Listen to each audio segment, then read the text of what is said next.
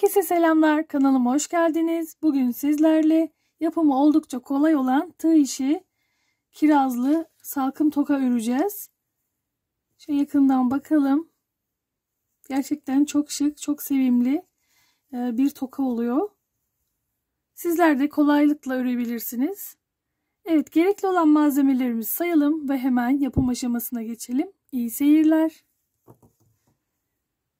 5 santimlik metal çıt çıt toka, 6 numara tığ, kırmızı ve yeşil tonlarda 2 adet koton ip kullanıyorum.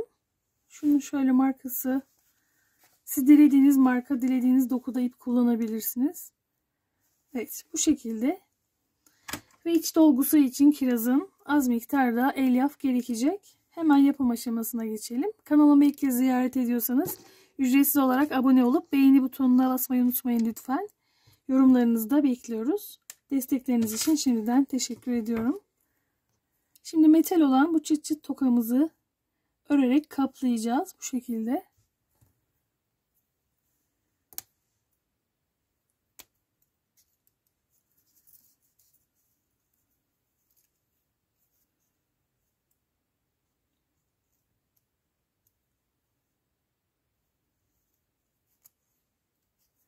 Bir tane sık iğne, hemen yan tarafına bir sık iğne daha. 1, 2, 3. 3 tane zincir çektim. Şöyle karşıya doğru geçiş yapıyorum.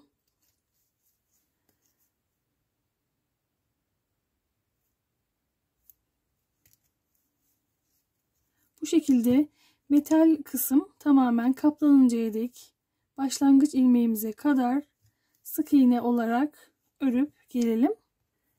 Evet, bu şekilde başlangıç ilmeğine kadar ördük. Şuradan bir ilmek kaydırma yapıyorum. 1, 2 ve 3. Dilerseniz 4 ilmek de örebilirsiniz. 3 yeterli oluyor. Şuradaki ilk ilmekten yine bir ilmek kaydırma yapıyorum. Şimdi 1, 2 ve 3. 3 tane zincir çektim. Dibindeki ilmeğe değil, bir sonraki ilmeğe ilmek kaydırma yapıyoruz. Tekrar 1, 2 ve 3. 3 tane zincir çektim. Bir ilmek atlıyoruz. Yanındaki ilmeğe ilmek kaydırma. Yakından göstereyim. 1, 2 ve 3. Bir ilmek atlıyoruz. Sonraki ilmeğe ilmek kaydırma yapıyoruz. Bu şekilde sıra sonuna kadar örüp gelelim. Evet. Tokamızı bu şekilde ördük. Bunun daha pürüzsüz gözükmesi için eğer ördüğünüz ipin böyle hafif tüyleri gözüküyorsa bu şekilde kenarlarını alabilirsiniz.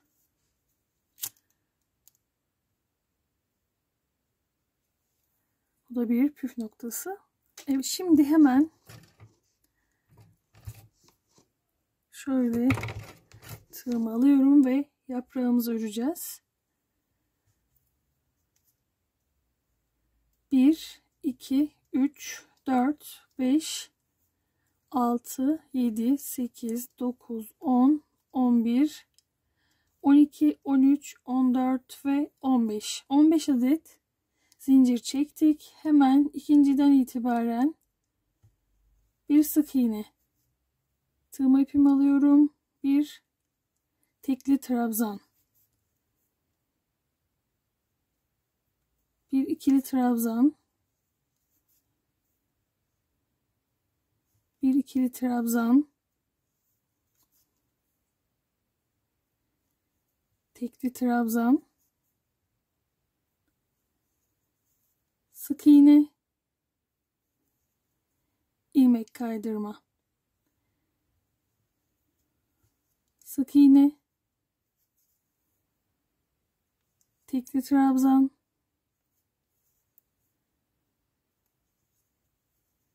ikili trabzan, ikili trabzan, tekli trabzan, sık iğne. Şöyle bakıyorum. Evet. Son sık iğnemizin olduğu yere 3 tane sık iğne yapalım. 3 sık iğneden sonra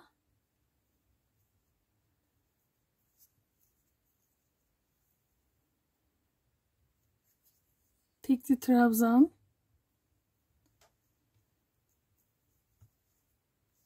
ikili,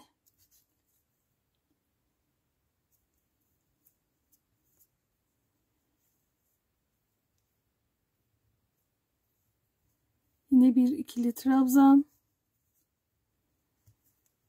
tekli, sık iğne, ilmek kaydırma, sık iğne,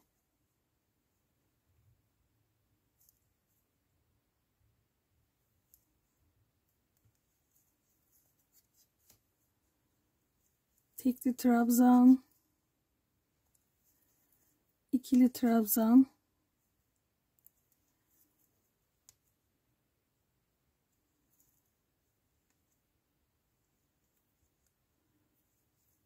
ikili trabzan, tekli trabzan ve şuraya 2 adet sık iğne. Ördükten sonra şöyle karşıdaki ilmekten bir ilmek kaydırma yaparak yaprağımızı tamamlıyoruz. Arka kısımlarını keselim. Evet, şimdi kirazlarımızı öreceğiz. Bir tanesini ben örmüştüm. Şimdi diğerini birlikte örelim. Bunun için hemen bir sihirli halka yapıyorum. Sihirli halkanın içine 6 tane sık iğne örüyorum.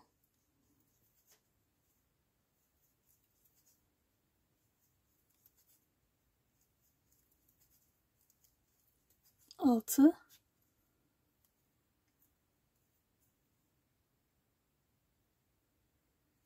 Şuradaki ilk ilmeğe ilmek kaydırma yapalım.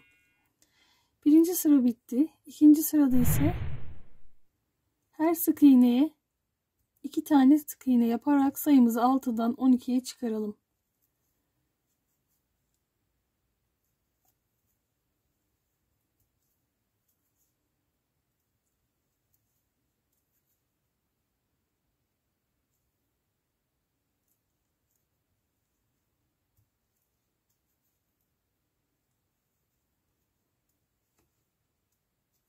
Evet, bu şekilde örelim. Evet, şu an sayımız 12. Şimdi 3, 4 ve 5. 5. sıraları, yani 3 sıra boyunca artırma ya da eksiltme yapmadan sayımızı 12 sabit tutarak örelim. Her sık iğneye bir tane sık iğne. Artırma ya da eksiltme yok. Evet, 3 sıra boyunca düz bir şekilde ördükten sonra kirazımızın içini elyafla dolduralım.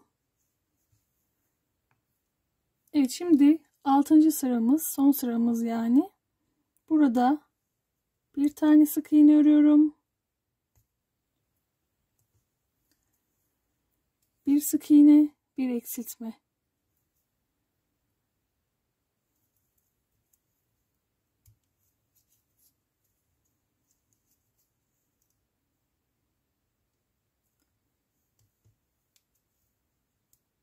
Bir sık iğne, bir eksiltme.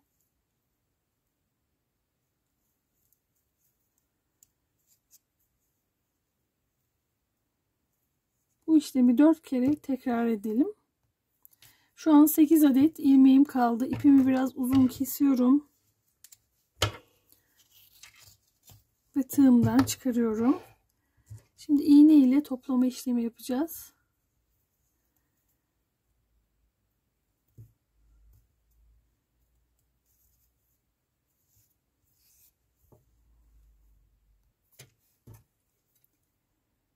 Şöyle dışarıda kalan ilmeklerden geçişler yaparak çektirmiyorum. En son çekeceğiz. İğnemle toplama yapıyorum.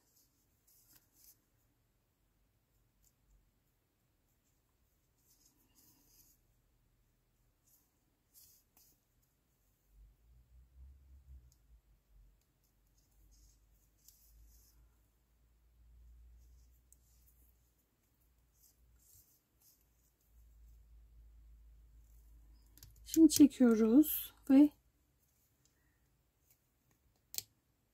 örgümüzü kapatmış olduk. Bakın, minik kirazımız hazır. Bundan 2 adet öreceğiz aynısından. Evet, hazırsak şimdi bütün malzemelerimizi, bütün parçalarımızı birleştirmeye geçelim. Kirazlarla bu yaprağı da birleştirmeyi hemen göstereceğim.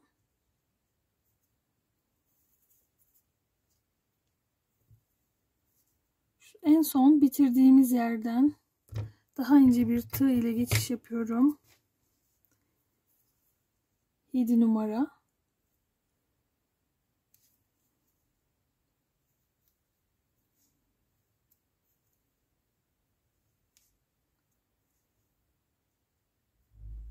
Bu şekilde 2, şunu birazcık sıkacağım.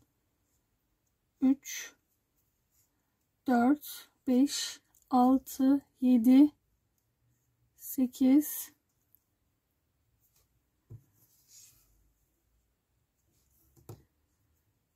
hemen şöyle bir uzatma yapıyorum. Yaprağımı aradan geçirdim.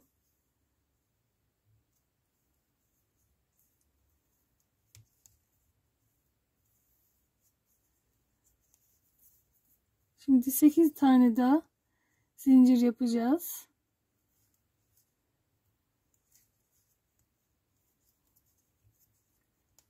Şurayı iyice sıkıştıralım.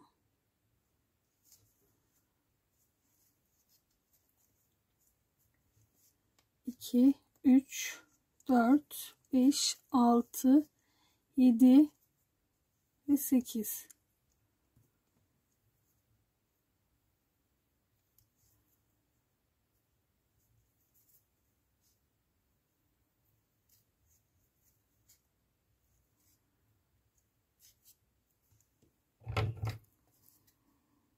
İpi kesiyoruz. Sonrasında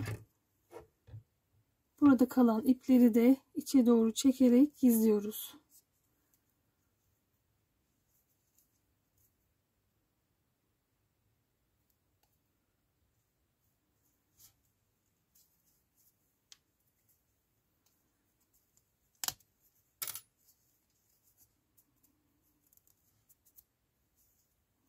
Evet, bu şekilde diğerini de yapalım.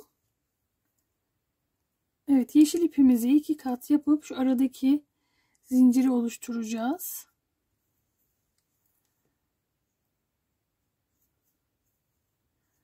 Ben bu şekilde yapıyorum, daha pratik oluyor.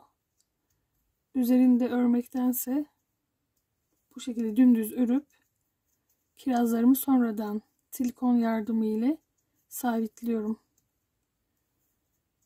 İstediğiniz uzunluğa gelinceye dek bu şekilde zincir çekebilirsiniz. Ve bu şekilde zincirlerin aralarına silikon sürüp yapıştırıyoruz. Daha önceki salkım toka modellerinde de silikonla birleştirmeyi anlatmıştım. Herhangi bir püf noktası yok. Şöyle koyup silikonla yapıştırıyoruz. Umarım beğenmişsinizdir. Beğendiyseniz beğen butonuna basmayı unutmayın lütfen. Kanalıma ücretsiz olarak abone olup beğeni ve yorumlarınızı da bekliyorum. Evet, bir sonraki güzel paylaşımda görüşmek üzere. Şimdilik hoşça kalın.